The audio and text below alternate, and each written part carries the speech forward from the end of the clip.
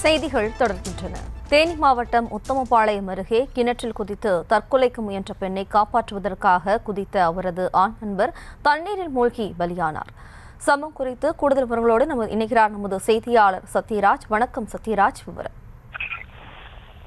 ஜெயத்ரி, தேனி மாவட்டம் உத்தமபாளையம் அருகே உள்ள புதுப்பட்டியை சேர்ந்தவர் முருகேஸ்வரி. இவங்களுக்கு திருமணமாகி சின்னமுக்கையன் என்ற கணவரும் 2 குழந்தைகளும் உள்ளனர். சம்பவத்தை என்று பார்த்தோம் என்றால் முருகேஸ்வரிக்கும் அவரது கணவருக்கும் வழி தகராறு ஏற்பட்டு உள்ளது. இதன் காரணமாக முருகேஸ்வரி கோபித்துக் கொண்டு தாய் வீட்டுக்கு சென்றுள்ளார். ஆனால் அவர் ஒரு தாய் வீட்டுக்கு செல்லாமல் புதுப்பட்டி அருகே உள்ள கிணற்றில் குதித்துள்ளார்.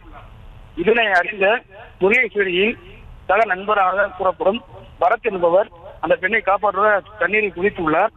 ஆனால் எதிர்பாராத விதமாக பரத் தண்ணீரில் மூழ்கி இறந்துள்ளார். அக்கம் பக்கத்தில் இருந்தவர் சத்தம் கேட்டு உடனடியாக தீயணைப்புத்துறைக்கு தகவல் தெரிவிக்கப்பட்டுள்ளது. விரைந்து வந்த தீயணைப்புத்துறையினர் முருகேஸ்வரியை காப்பாற்றியுள்ளனர். ஆனால் பரத் தண்ணீரில் மூழ்கி பாறை இடுக்கில் சிக்கியுள்ளார். இதனால் அவரை 2 மணி நேரம் தேடுவதற்கு முன்பு தீயணைப்புத்துறையினர் மீட்டனர். தொடர்ந்து இது குறித்து உத்தமபாளையம் மாவட்ட வழக்குத்துறை விசாரணை மேற்கொண்டு வருகையில் பல திடுக்கிடும் தகவல் வெளியாகியுள்ளது. அதாவது முருகேஸ்வரிக்கும் இறந்த பரத்திற்கும் ஏற்கனவே தொடர்பு இருந்ததாகவும் இதனால் தான் அடிக்கடி சண்டை வந்துள்ளதாகவும் சம்பவத்தன்று முருகேஸ்வரி கோவித்துக் கொண்டு தாய் வீட்டில் செல்வதாக கூறிவிட்டு கிணற்றில் குதித்ததை அறிந்து பரத் அவரை காப்பாற்றுவதற்காக தண்ணீரில் குதித்து மூழ்கிய சம்பவம் இப்பகுதியில் பெரும் சோகத்தை ஏற்படுத்தி உள்ளது. ஜெயஸ்ரீ, தொடர்ந்து பார்த்தோம் என்றால் உத்தமபாளையம் காவல்துறையினர் இந்த வழக்கு தொடர்பாக வழக்கு பதிவு செய்து விசாரணை மேற்கொண்டு வருகின்றனர். உயிருக்கு ஆபத்தான நிலையில் முருகேஸ்வரி கம்பம் அரசு மருத்துவமனை சிகிச்சை பெற்று வருகின்றனர். இச்சம்பவம் புதுப்பேட்டை பகுதியில் பெரும் சோகத்தை ஏற்படுத்தி வருகிறது. ஜெயஸ்ரீ, விவரங்களுக்கு நன்றி சத்யராஜ்.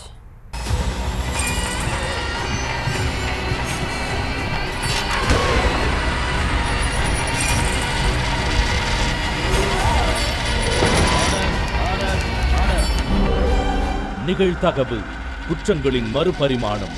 நாள்தோறும் இரவு 10 மணிக்கு இணைந்திருங்கள் நமது நியூஸ் தமிழ் தொலைக்காட்சியோடு.